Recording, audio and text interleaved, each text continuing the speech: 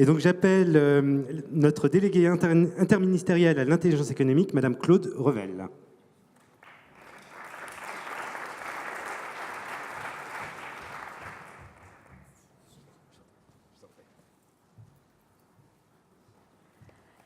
Bonjour, bonsoir.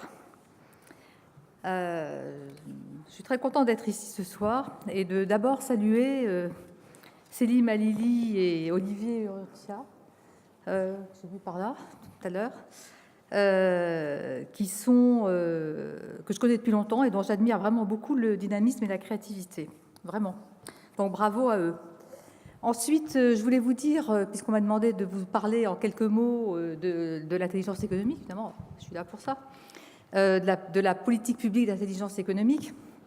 Elle se décline en 4 volets: la veille d'anticipation, la sécurité économique, l'influence et la sensibilisation et la formation. Alors, ce que je voulais signaler en rapport avec les think tanks, puisque c'est le sujet d'aujourd'hui, c'est que dans tous ces aspects, que ce soit la veille d'anticipation, la sécurité, l'influence, et d'ailleurs la formation, pour que ça soit réussi, pour que ça marche bien, il faut du concept derrière. Il faut penser les technologies, il faut penser les innovations, il faut penser ces démarches de lobbying, il faut du concept. Et donc, il faut savoir fabriquer du concept. Et quand vous avez un bon concept, vous avez une bonne stratégie, vous avez aussi des bons référentiels.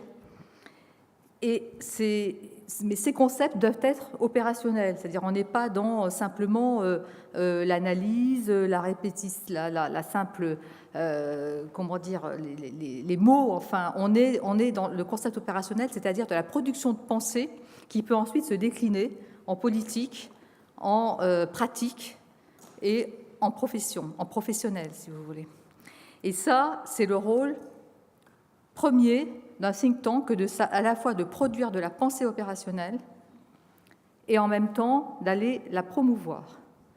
Ce qui fait la force des think tanks, puisqu'on parle toujours des think tanks anglo-saxons, quoi qu'on commence, je crois que la soirée de ce soir prouve qu'il n'y a pas que et qu'on en a de très très bons ici aussi. Mais ce qui fait la spécificité et la force des think tanks, c'est bien de savoir à la fois produire de la pensée et de savoir la vendre au sens de la promouvoir, la défendre. Et il faut bien reconnaître que jusqu'à maintenant, et j'espère que ça va bientôt changer grâce à tous ces think tanks français et européens continentaux qui se développent, il faut bien reconnaître tout de même que les concepts opérationnels qui guident la gouvernance, je dirais, enfin mondiale ou européenne, sont quand même toujours d'origine anglo-saxonne, ce qui est très bien, j'ai absolument rien contre. Je dis que simplement, ça serait bien d'en avoir aussi qui soient issus de chez nous, et comme il y en aura d'ailleurs qui seront un jour issus de Chine ou d'autres pays. Bon. Et je remarque, enfin, vous savez, les concepts comme le level playing field, la CSR, Corporate Social Responsibility, la transparence, le développement durable, tout ça, bon. Donc, il va falloir que nous, on s'y mette et qu'on produise aussi du concept opérationnel. Et c'est pour ça que je crois vraiment dans la force des think tanks comme outil indispensable pour une politique publique d'intelligence économique. Et pour une politique, alors, publique. C'est très intéressant de dire publique. Seulement, comme vous le savez tous, l'État n'est plus au niveau financier ce qu'il a pu être, et c'est peut-être d'ailleurs très bien. Et on ne peut pas en même temps demander toujours plus à l'État et en même temps vouloir qu'il réduise ses dépenses. Donc, la mauvaise nouvelle, c'est que ce n'est pas l'État qui va pouvoir financer beaucoup de think tanks.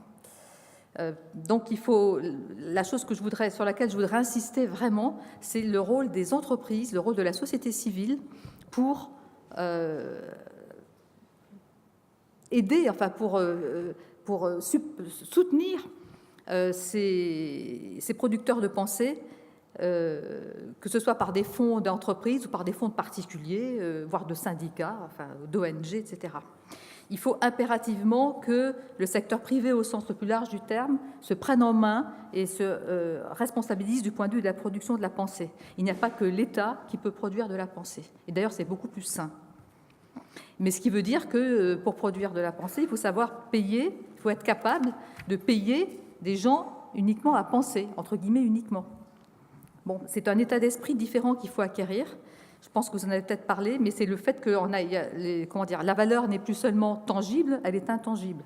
La valeur, elle réside aussi dans des choses qu'on ne touche pas, des choses immatérielles, qui ont beau ne pas pouvoir être vues ni touchées, sont néanmoins extrêmement importantes. C'est tout ce qu'on appelle les actifs immatériels, et dont la pensée et le concept opérationnel sont une des origines, si vous voulez. Donc il faut savoir payer pour ça, même si on n'a pas derrière un produit, si on n'a pas derrière à court terme quelque chose qui arrive tout de suite derrière, vous voyez, eh bien ça ne fait rien. Il faut savoir que cette pensée travaille sur le long terme, elle irrigue ensuite des politiques, et c'est comme ça qu'on peut arriver à ouvrir des marchés, à faire changer des politiques si on a envie de les faire changer, à soutenir des politiques si on a envie de les soutenir. Donc donner de la valeur à ce qui est immatériel, je crois que c'est quelque chose qu'il faut qu'on apprenne vraiment à faire en France. Et moi, je ne suis pas du tout pour le French bashing, c'est-à-dire j'ai du mal à dire du mal de mon pays. Mais s'il y a quand même une petite chose qu'on peut arranger, c'est ça, c'est peut-être à avoir la conscience que ce qui est immatériel est néanmoins complètement primordial, et de plus en plus dans une société de l'information. Donc c'est pour ça que je me répète, mais je trouve que la démarche de Célim et d'Olivier et de tous ceux qui travaillent avec eux, et dont j'ai d'ailleurs eu la chance d'être, puisque j'avais participé à leur conseil à l'origine, est absolument excellente. Et le fait de faire cette logique de ranking, cette logique de prix, c'est une très bonne compréhension de l'univers où nous sommes, qui est un univers d'influence, où le ranking, les prix sont des outils d'influence, où il faut travailler comme ça. Il faut travailler comme ça pour faire aboutir, je vous dis à nouveau, des politiques, des nouveaux marchés, etc. C'est la bonne méthode. Donc, je ne veux pas être trop longue, parce que j'avais dit que je parlerais 6-7 minutes, pas plus, donc je crois que j'y suis arrivée, peut-être même dépassée. Je m'arrête là, mais je salue une dernière fois donc, cet observatoire des think tanks, et en plus le fait qu'il soit européen, ce caractère donc tout de suite non hexagonal, qui est absolument un exemple à suivre. Et je vous remercie tous d'être là pour également les soutenir. Voilà.